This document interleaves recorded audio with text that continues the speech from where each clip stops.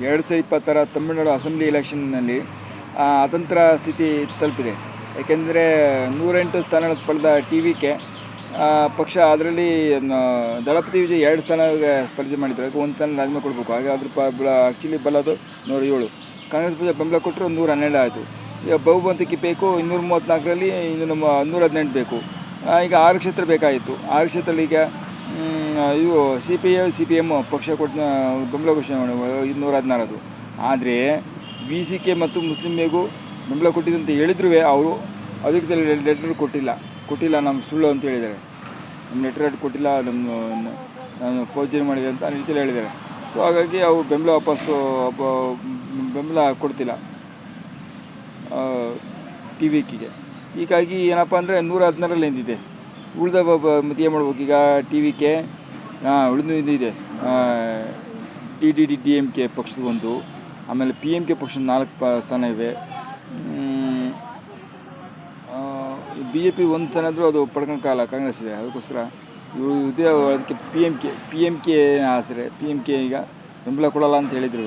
ಈ ADMK ಅಂದರೆ PMK ಹಿಂಗಾರ ಮಾಡಿ ಕಳೆಬೇಡಿ ಕೈಗಳು ಬಿದ್ದು ಮಾಡಿದರೆ PMKಗೆ 4 ಸ್ಥಾನ ಬರುತ್ತೆ.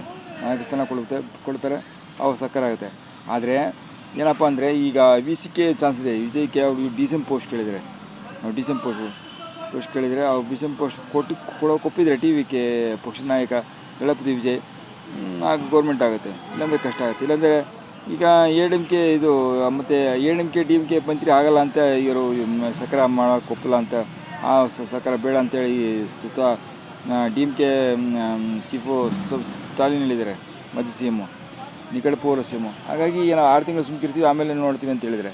ಹಾಗಾಗಿ ಏನಪ್ಪ ಅಂದರೆ ಈಗ ರಾಷ್ಟ್ರಪತಿ ಆಡಳಿತರ ಕರಿನಾಡು ತಮಿಳುನಾಡಲ್ಲಿ ಚಾಚಿದೆ. ಏನಾಗುತ್ತೆ ಎಂದು ಗೊತ್ತಿಲ್ಲ. ತಮಿಳಿನಲ್ಲಿ ರಾಷ್ಟ್ರಪತಿ ಆಡಳಿತ ಹೇಳ್ತಾರೋ ರಾಜ್ಯಪಾಲರು ಹರ್ಲೇಕರು ಅಂದರೆ ರಾಷ್ಟ್ರಪತಿ ಆಡಳಿತ ಮಾಡಿ ಪರೋಕ್ಷ ಆಡಳಿತ ಮಾಡೋಕ್ಕೆ ಕೇಂದ್ರದ BJP ಸರ್ಕಾರ ಮುಂದಾಗಿದೆ.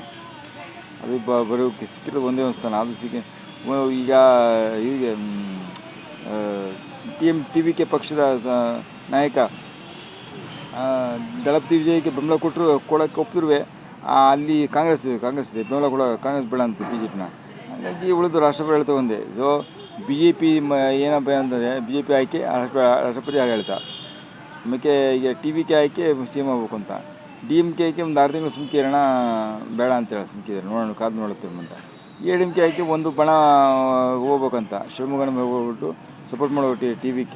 ಇನ್ನೊಂದು ಬಣ ಯಾರು ಪಳನಿಸ್ವಾಮಿ ಬೇಡ ಅಂತ ಹೇಳ್ತಾರೆ. ಏನಾಗುತ್ತೆ ಗೊತ್ತಿಲ್ಲ, ಏನು ಬೇಕಾದ್ರೆ ಆಗುತ್ತೆ ತಮಿಳ್ನಾಡು.